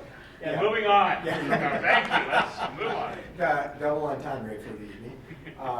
Okay, so next on the superintendent, so very exciting as it's moving forward. And just for the public, as part of our board committee meetings last week in FNF, which is now facilities, finance, and property, the board and anybody else who wanted to took a tour of the pool last week, and it's pretty astounding from the tour that we took a couple of months ago and the progress that we've made. So I think the entire community is going to be very impressed by the work that was done in planning and the final product that we get. It's very, very exciting. Next on the superintendent's agenda tonight is LHS and VHHS additions and renovations update. And this, again, will be part of our regular kind of board lexicon as we begin those projects for the next year and a half or so moving forward. So see previous segment. Yeah, we went through that. Kind of did, sorry. Together. Yeah. Okay, so we good to go? All right, great. Okay, next on the superintendent agenda is 2019-2020 IASB annual dues. And this district has a long history with the Illinois Association of School Boards. So, of course, we are recommending that we renew our dues with that organization, and Jim has been our kind of direct representative, always welcomes others to join him in that regard. So Pat, we would be looking for a motion to accept that recommendation. Okay, is there a motion to accept the recommendation to renew the dues to IASB? I make a motion to renew our Illinois Association of School Board dues for the 2019-2020 year. Second. Any discussion? Roll call, please. Batson. Aye. Carmichael. Aye. Grudy. Aye. Hessel. Aye. Huber. Aye. Lundstedt. Aye. Rooney. Aye. Okay, motion carries. Okay, next on the superintendent's report tonight is the Lake County indemnification agreement. And as noted in your board packet, in the addendum at the back, the board will review and approve the Lake County indemnification agreement for developer donations. This agreement, which must be renewed each year on or before June 1st, facilitates the payment of impact fees to the district by authorizing the Lake County Planning Department to issue occupancy permits only after proof of payment to the district has been provided. So again, Pat, we would recommend to the board our approval of that indemnification agreement. Dean, you want anything else to add to that from your perspective? No. It's an annual requirement. Essentially, what this is the county is trying to work with governments to say, listen, normally if you have developers coming in, they're working with the municipality, so they're working with Libertyville, they're working with Vernon Hills. But in the case where there's county, so unincorporated areas, and they're looking to develop, the county will kind of say, they need to work with the school, and so they'll agree to not issue occupancy until they get proof that the schools have figured out whatever they're going to do. But the only way that they're willing to do that is if we indemnify them in case they get sued because they decided to hold it up. So it's pretty straightforward. It's really been a non-issue for a long time. Okay, is there a motion to approve the Lake County indemnification agreement? I motion to approve the Lake County indemnification agreement. Second. Any discussion? Quick thing, just a typo. Yeah, sure. Item 4 just says continues, and I think it should say continued. In further consideration of the continued authorization of the county enabling benefiting government to collect. So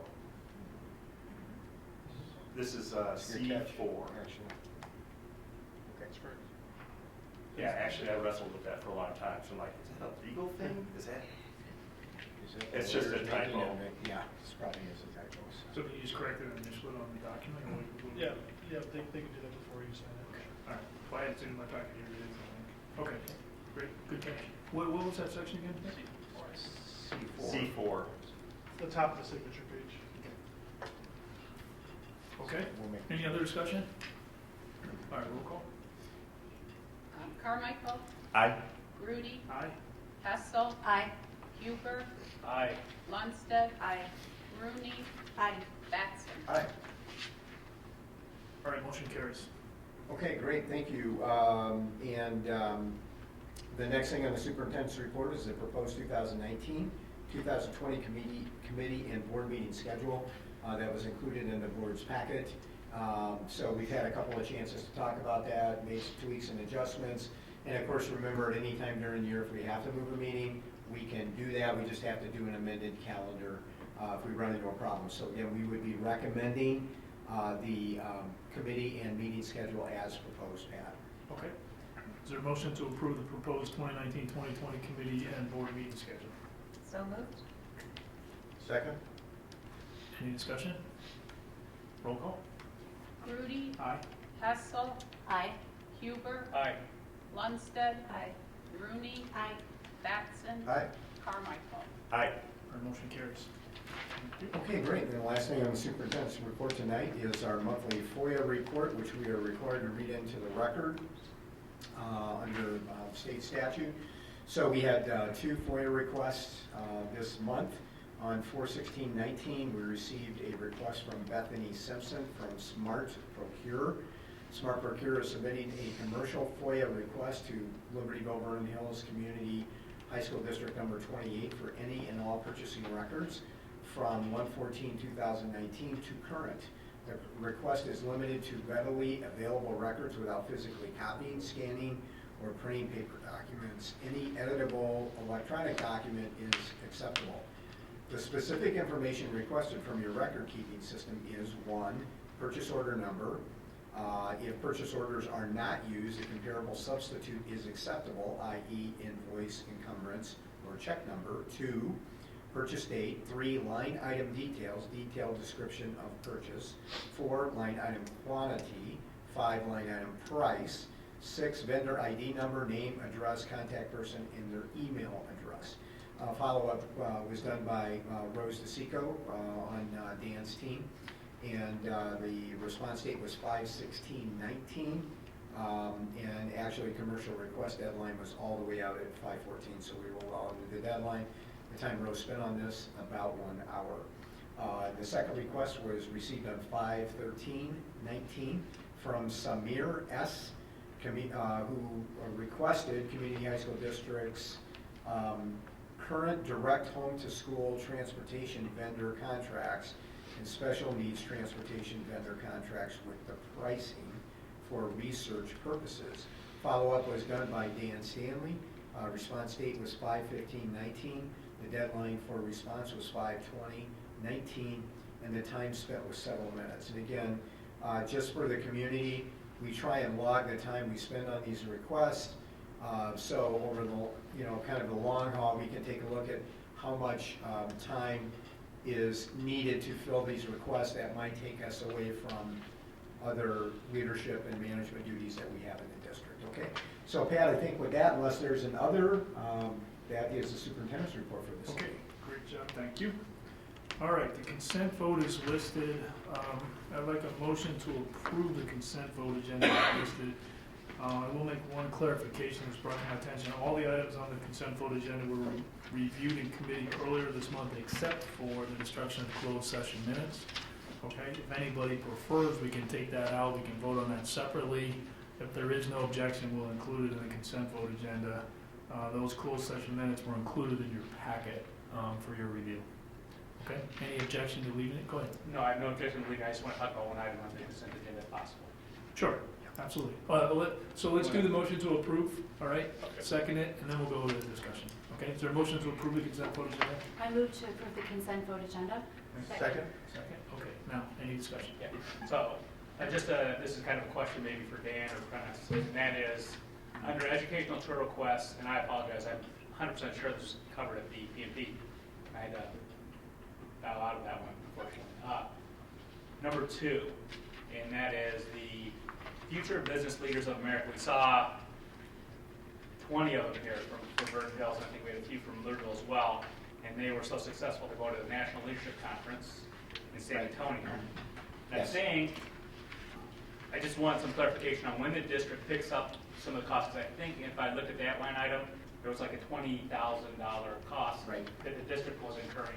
In most cases on these trips, we see district costs at 0. So I just want to maybe clarification. That's actually a great question. And so anytime that we have competing and extracurricular activities in fine arts and athletics, then the district could cover those costs in state and national competitions that they may be involved in. That is different from Spanish club or a field trip or French club, which the students have to pick up the cost for to make that cost. So again, the distinction is that they're sanction approved groups from the school, extracurricular activities and or fine arts and or athletics that are competing at the state or national level for an expenditure like this, Kevin. And that's why some we would see at 0, and then some we would see for a large group like this who will be there for several days, a larger expense for the district. Does that help? Yeah, it does. Thank you. They're almost always Rita, state, clarify. regional, or sectional competitions. And Rita clarified in committee Yeah, we did that ask it the was a same question. budgeted expense. Thank you. Yeah, again, I'm sure you talked about it, and I was unfortunately gone. It's a good clarification, though. It's a good Yeah. review because I'm sure parents even wonder sometimes. They may be in a group that's not a competing group and wonder, well, why am I paying to send my child, or we're paying to send our group here or there, and that is the difference for the district picking up the cost. Thank you very much. On one hand, we are a victim of our own success. That's a good problem to have. That FBLA program has gotten very, very successful. And, I don't know, the more I see these kids doing all these things, I'm just blown away. I mean, notice, again, another night of incredible recognition. Haven't even discussed the normal, 7-9 periods of stuff they do from now 8:45 until 3:20 or whatever it is. All of that stuff is above and beyond that, and it's really cool stuff. So, but FBLA in particular is just year after year, I think, growing leaps and bounds, which is a fantastic thing. Thank you for. We certainly need future business leaders in America. Let's hope there's a few good ones that come out of this. Okay. Long-term thinkers, okay, would be really good. Okay, any further discussion? If not, roll call, please. Hessel. Aye. Huber. Aye. Lundstedt. Aye. Rooney. Aye. Batson. Aye. Carmichael. Aye. Rudy. Aye. All right, motion carries. Good. Let's see, next, Facilities and Finance Committee Chairperson Huber. All right, so we're This gonna, is your first, and we're gonna go fast. go for it. Yeah, so, You're again, setting, you're setting new standards. we're going fast for the purpose of this meeting. We spend a significant amount of time at the committee meetings, so we always encourage the public to come and see exactly how we do things at the committee meeting level. So 4A is resolution authorizing and directing the transfer of interest from the debt service funds to the education fund. You want to give a 1 minute what that is, Russ? Yeah, the debt service fund has money, it generates interest. The use of that money is extremely restricted in that fund. State law allows you to, if you do it before the end of the fiscal year, is to transfer that money to the fund most in need, which would be our education fund.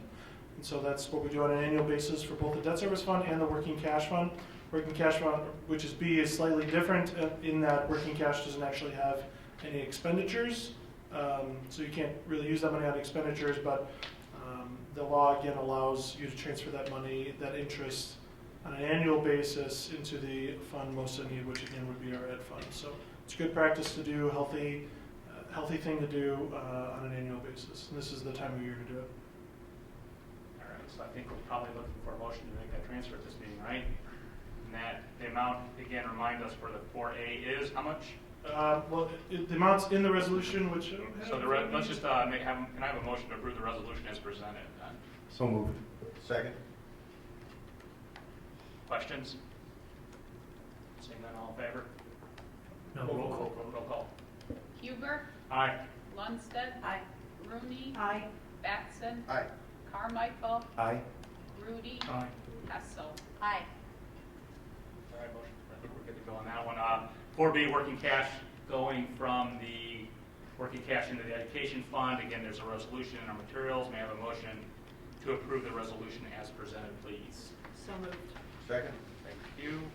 Questions? Seeing none, roll call, please, again. Lundstedt. Aye. Rooney. Aye. Batson. Aye. Carmichael. Aye. Rudy. Aye. Hessel. Aye. Huber. Aye. All right, and 4C, were some athletic equipment, renovations, things like that. So you want to talk a little bit about 4C, please? Yeah, really C and D are really together. So this is part of the project at Vernon Hills and Libertyville, the pool renovation and the additions here. So there's athletic equipment like backboards and bleachers that we decided to source out, not do it during the public bidding process, but do it with national purchase contracts that we talked about in the committee meeting. And these are the contracts, we have them ready for your approval to kind of move forward with ordering those items for the projects. All right, so we, again, discussed these dollar amounts because it's not cheap. We discussed these significant amounts at the committee meeting. Correct, and they're the exact numbers in our estimate because we knew these prices when we were building our estimate, so these are the exact numbers. So for 4C, we're looking for a motion to approve the athletic equipment at a cost of $162,876.09. So moved. Second. Discussion? Okay, seeing none, roll call please. Rooney. Aye. Batson. Aye. Carmichael. Aye. Rudy. Aye. Hessel. Aye. Huber. Aye. Lundstedt. Aye. Great, and I think we're moving to 4D, which are gym bleachers. Dan talked about that as well. This amount, again, for 13, do you need more? There's two parts, so there's 13,676 is for LHS, and don't miss the 131,824, which is the Vernon Hills. Yes, that would be very bad. So we have a motion to approve the two costs, cost one of $13,676 and cost two, $131,824 for the gym bleachers at LHS and VHHS. So moved. Second? Questions? Okay, seeing none, roll call please. Batson. Aye. Carmichael. Aye. Rudy. Aye. Hessel. Aye. Huber. Aye. Lundstedt. Aye. Rooney. Aye. Awesome. Maybe 4E may be something new. Correct. We mentioned it in previous committee meetings, but it was several months ago. So we've been working on the agreement with Arbiter and our attorney and trying to get to an agreement for this. So essentially what this is this will allow us to pay our officials rather than each time we get an official, we pay them. And every time we want to get a new official, we have to get all the paperwork and do everything. Rather than do all that, Arbiter is kind of a central housing for all of that. They do one official will do the paperwork for Arbiter, and then any district that uses Arbiter can do that. And so it's a very popular thing. We use that for all the scheduling, and so this really is kind of the next evolutionary step in terms of we can pay the officials through Arbiter. So this is Arbiter Pay to pay those officials. One of the things I was a little bit nervous about is how to handle the 1099s and everything for that, but Arbiter's answered all of our questions, and so we have the standard agreement that they kind of put in front of everybody, and then we have the amendments that go along with that agreement, which are the things that we've negotiated changes with them. So we're looking forward to this. Libertyville is going to be rolling this out. Vernon Hills is not yet, but with this agreement, anytime Vernon Hills wants to step up, they could just go. We don't need to try to get another agreement together. And that incurs another cost for Libertyville? It does, but we're anticipating it's probably going to be less than $500. So it's pretty minimal in terms for us. We pay a fee every time we do a kind of a financial transaction with them, but overall, pretty minimal cost. Is this something that the officials appreciate? The vast majority of them do, certainly. We've heard a lot of positive things from officials, and so I don't want to pretend that every official does. That's not true, but I've heard a lot of positive things from it. This will also save our staff time. It'll save our staff a considerable amount of time because every single official pay are unfortunately manually entered into our system. So every official that officiates every event that we pay for, they are individually entered essentially. And so that's another way to streamline some of our operations. Because a third party is taking care of it. Dan, it would be safe to say that we're piloting this in essence at Libertyville, with Vernon Hills anytime being able to hop on. Right? Correct. And Brian is happy to let LHS pilot it, see how it works, work out the, so. Brian he's McDonald definitely- at Vernon Hills. So, it's good. So questions regarding the Arbiter Pay Agreement? Seeing none, may I have a motion to approve the Arbiter Pay Agreement as presented? So moved. Second. Questions? Seeing none, roll call please. Carmichael. Aye.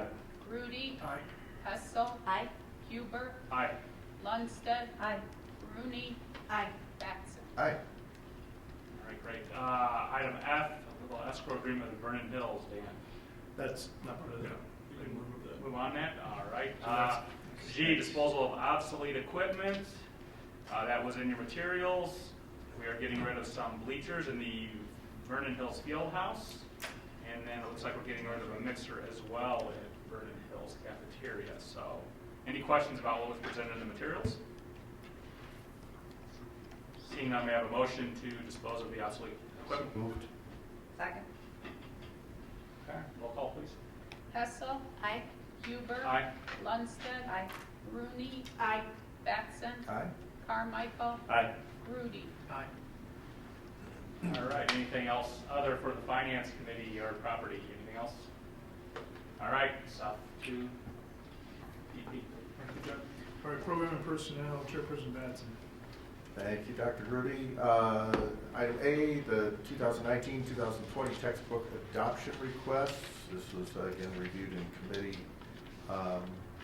We have a motion to approve this. So moved. Second. Just for the record, it's a total of $63,323.30. You may want to make a comment on that, Reed. I mean, 63,000 is one of the lowest textbook expenditures we've had in a long time.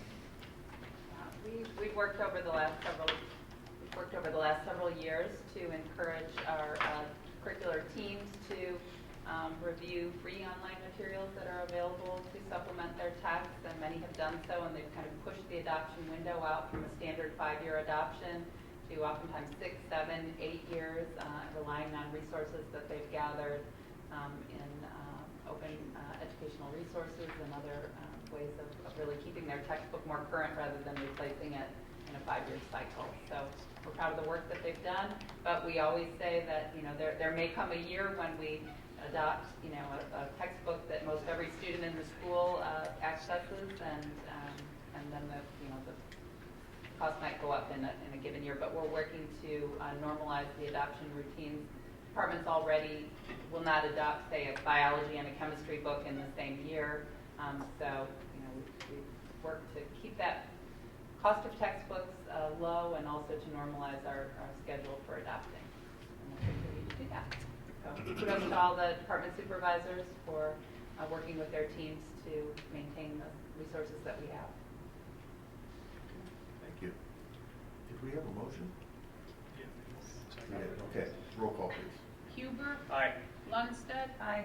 Rooney. Aye. Batson. Aye. Carmichael. Aye. Rudy. Aye. Hessel. Aye. Motion carries. Thank you very much. Next item is the final amended school calendar for the 2018-19 school year. That calendar simply acknowledges that we took some emergency days this year, and we're finalizing our student attendance days to reflect that we've met the 176 required student attendance days, reflecting the emergency days we took. Do we have a motion? Please. So Move to moved. approve. Second. Okay. Any questions or comments? Okay, roll call, please. Lundstedt. Aye. Rooney. Aye. Batson. Aye. Carmichael. Aye. Rudy. Aye. Hessel. Aye. Huber. Aye. Okay, motion carries.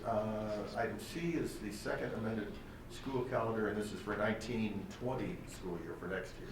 So on this calendar, we are reflecting the new contracts provision that the Wednesday before Thanksgiving will be a holiday for students and staff. We had previously placed an Institute Day on that date, and so we placed the Institute Day on March 2nd, which is Casimir Pulaski Day that we have waived in recent years, but we'll hold the Institute Day on that day and balance the first and second semesters a little bit. Okay.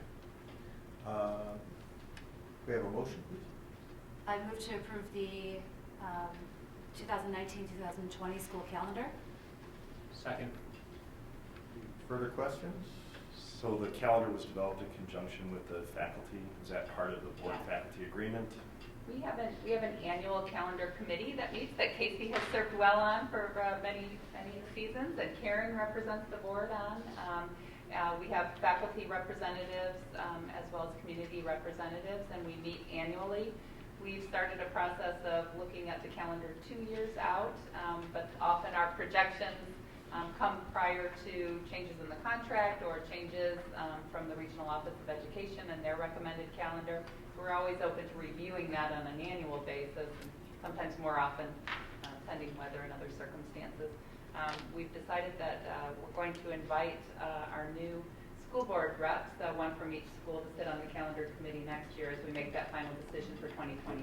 That's a great idea. Yeah.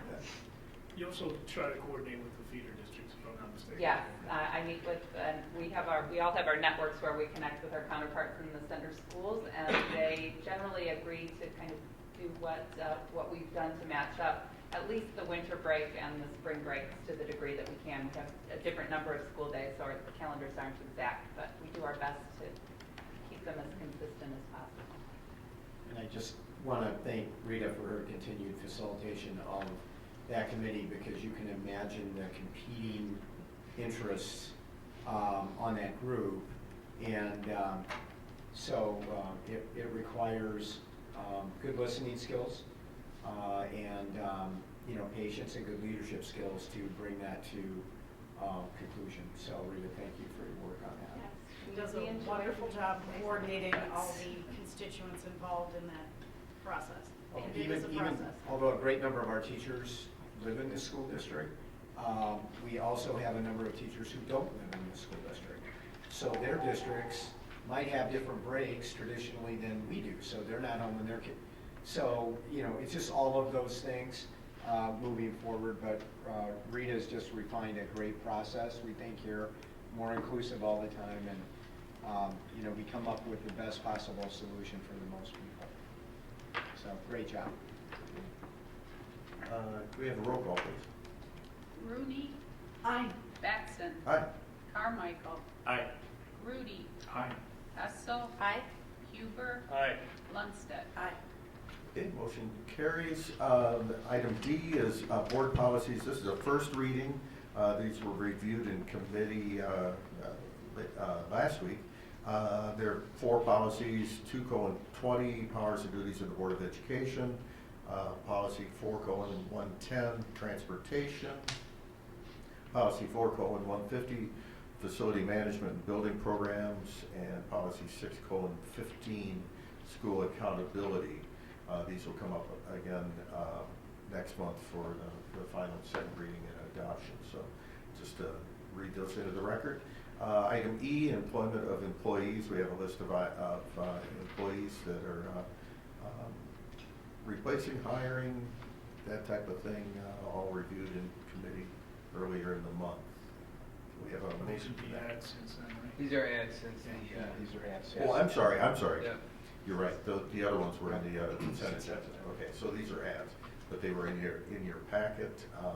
So if we can have a motion for these. And I think the motion can be to accept all of these. Yeah, I move that we accept the employment of employees as presented in item E. Second? Okay. And this one coming with Andrew Patton, former EHS grad, right? Yep. Cool. And Laura Brandt, I'm glad to see her name on here. Welcome back. Yeah, so these are, okay, any further questions or comments? Yeah, I'm sorry, these were the additional ones, okay. Roll call, please. Batson. Aye. Carmichael. Aye. Rudy. Aye. Hessel. Aye. Huber. Aye. Lundstedt. Aye. Rooney. Aye. Okay, motion carries. Anything for other, anyone have? Nope, okay, moving on. Thank you very much. That concludes. Great. It's budget time again. Unfortunately, I was out of town of the week when I held all the small group sessions, but thankfully, Dan was able to fill me in on, and probably better me from you, and just some of the things that they talked about. You wouldn't mind sharing that. Yeah, so the biggest change that's going to be coming to CEDAL is the way that IDEA funds flow. IDEA funds is a federal funds. That's probably our biggest source of federal funding. IDEA's funds for use towards educating students with special needs. And the way it used to work is the money would go first to CEDAL, and then CEDAL would keep a portion and then send the difference to us. The state has been told by the federal government and been very clear that the money has to go straight to the districts, and then if the districts want to send that to CEDAL, they can. So that's simple enough, but very complicated because there's bylaws, there's articles of agreement with CEDAL that state very clearly how the money is supposed to work. So all of that stuff has to really get changed. They were feeling the pressure, very nervous about it. They got an extension. So they'll be looking to make these changes for the 2021 year, really. So a lot of the changes next year are really just kind of continuing what they've been working on. You'll hear more about that stuff because there's going to be something required for the board. But in terms for next year for their budget, it's pretty straightforward. There are 2 big things I would say to note for their budget. One is their IMRF levy. So part of our levy is IMRF, CEDAL IMRF levy. It is very odd that there is a specific carve-out in the law, literally written into the legislation, that CEDAL IMRF is exempted from the property tax cap. So whatever is levied will be extended for that. So we're always cautious about how is CEDAL doing with their IMRF, what are they going to be needing, and it seems like that their request is going to be down for next year. So that literally is directly property tax relief that does not have a compounding effect. So it's nice when it goes down, but the sad part, it goes up now. It's not much money out of 75 million. You're talking this is in the realm of 200,000. So it's not significant. It's probably pennies to taxpayers, but it's something worth noting, I'd say. Are they subject to the same requirement that we are, that if we reduce, that we can't recover that in future years? Or are they able to adjust year to year? Well, they don't levy property taxes. They can't because they're not they're a cooperative, so they don't have a tax base that they can do that, so. Understood, thank you. The other big thing I would note is the tuition changes. So that's always something to watch for CEDAL. What is the tuition changes going to be? And next year it is 1%. I can't remember off the top of my head. I think it's 1%, increase of 1% for tuition rates, which in my opinion is outstanding because over the last 5 years it's ranged 3 to 5%, closer to 5 usually for the tuition changes. So changing 1% in my opinion is pretty incredible. So I told them that I wanted that they should know that because CEDAL is constantly fighting a battle of keeping member districts and figuring that out. And so whatever they can do to not increase costs and to look at stuff is going to help them, I think, in the future. And this certainly is one way to do that. They changed their whole tuition, the way they charge and made it into several different levels for different services. So we pay based on. But not for, apparently, for the John Powers School, they're not, said you're not necessarily on board on it. I don't know. They want to go, well, you'd mentioned they want to go to a fee, or we would rather have them like more of a user fee than what it's going to be. Yeah, so there's some of their kind of overhead costs that they have to figure out what to do with because right now they just keep a portion of the idea money and they use that to fund a lot of their overhead, but now they have to figure out a way to get it from the district. So how do you do that on an equitable basis? They're trying to figure that out. Our preference from a district is the more you go toward, meaning for transparency, in our opinion for transparency, the more you go to charge me for something that I'm using. So if I'm going to be using your audiology or if I'm going to be using services, charge me for that services and I'll pay you, whatever it is for that services. So that's kind of where we would land. CEDAL is trying to figure that out because we're one of 30 some districts in that cooperative. So.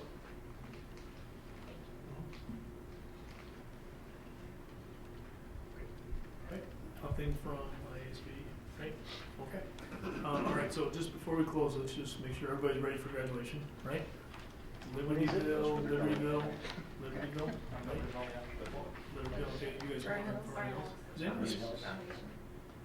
Oh yeah, Karen has something on foundation. Okay. Or All you right, want let's it? finish graduation. And there's starting up here, Vernon Hills at 5 o'clock? Yeah. Okay. That's fine. All right. And I think it's 5 o'clock also at the Sears Center, right? Everybody knows how to get in there. Yeah, we would like board members to be there at 5, and then the ceremony starts at 7. So, and if you have been to Sears before, there is a deep dive drive down that you can go down. Your name will be on a pass list there, and they will let you go down. There's a ramp that goes down. The guy's wonderful, nice. It's on the far west side. Yeah, it's on the west side, so you have to keep driving around until you see him, and it'll be blocked off, and he'll be there sitting in a car. Then it'll let you down, and you can just come right in the back door. You're right by the stage, and then you just go right upstairs, all the way to the top to one of the rooms upstairs, and they'll be there. So, all very exciting. Yeah, great. Is Jim, you're speaking? Okay, great. Thank you for doing that. It's a lot of work. Okay, so it should be just fantastic in a couple of days, or in a couple of days. Yeah, it was the last full day of school today. Both So great events. they're in the finals now, and it's wild. I mean, it's like, how did we get here, right? Yeah. So Karen, you want to chat with you? Well, just one other reminder that the June board meeting and committee meeting all have been rescheduled to June 17th. So I know, Don, you had to change something, so thank you for accommodating some schedules. Thanks. And that'll be a district office further reminder, and we'll remind you again, and we'll remind ourselves so we don't end up driving to a building. Right, those notes are always much appreciated. Yes. Thank you, I Karen. agree. I usually do that mostly for me, but if it helps you too, that's good. It really does. We've all been there before. Just wanted to mention, now that we're all kind of settled with our committee placements and kind of what we're going to be doing, I am going to step down from being representative to the foundation. Been doing that for a long time. It's a great opportunity for someone else to step in and be a part of that great organization. I think, whoever decides they want to do it, or I don't know if you appoint or whatever, but there's got great things you all have to offer. And so Scott's still on it, so it's a little chance to be with him. But we met